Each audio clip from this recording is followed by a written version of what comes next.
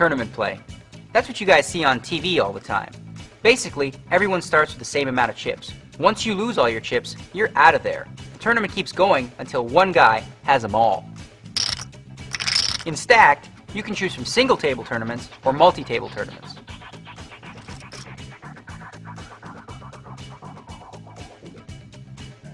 In multi-table tournaments, you'll face off against hundreds of other players on your way to the final table. If you end up being one of the top finishers, you'll divide the prize money with the others. That's called making the money.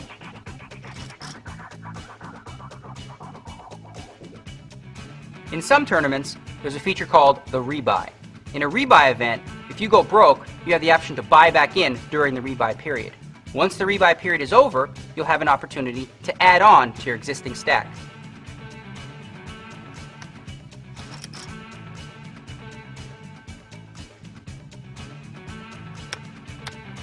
In a tournament, the blinds continue to increase at scheduled intervals.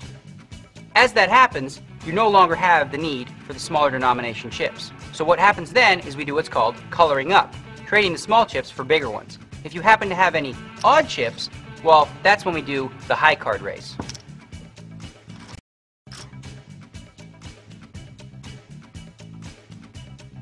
Everybody always wants to know, how do you read your opponents? Well, reading your opponents isn't easy.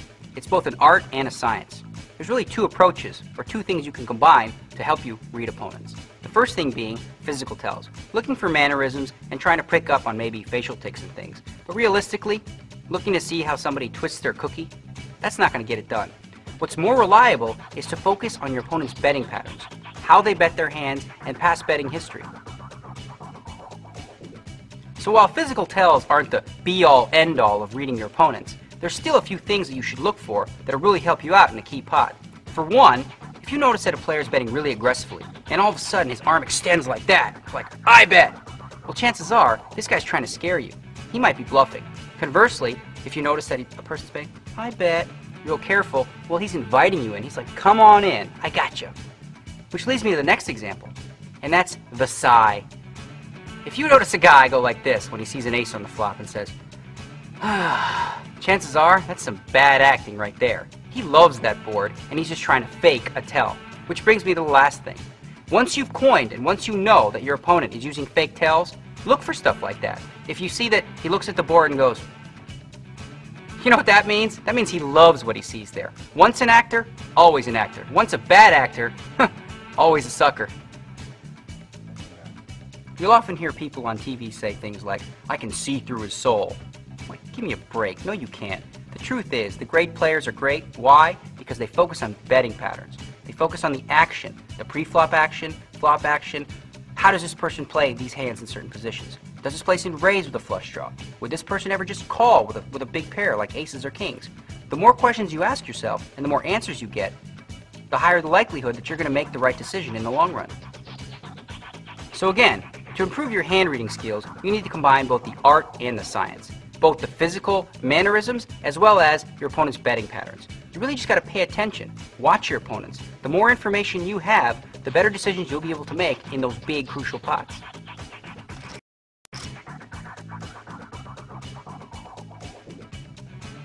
There are different forms of betting structures in Hold'em.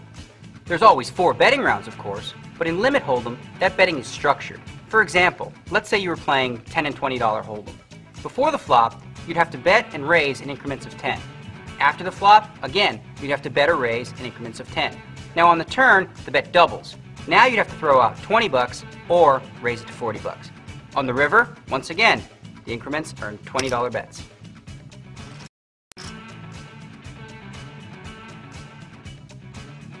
It takes a lot of courage to play No Limit Hold'em.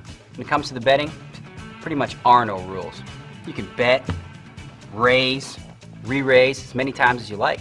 Of course, you have to raise at least as much as the big blind, but if you think you got your opponent right where you want him, well then you could stick it all in.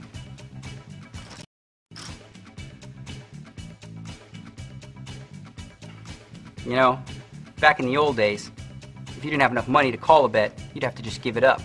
That means Moneybags over here would just keep robbing me all day. But today we play table stakes. So that means I can stick all my money in, and he'd have to match it. If he raised me, I'm already all in. Any additional money goes into what's called the side pot. Of course, I can't win any of that, but I'll definitely get action on my money.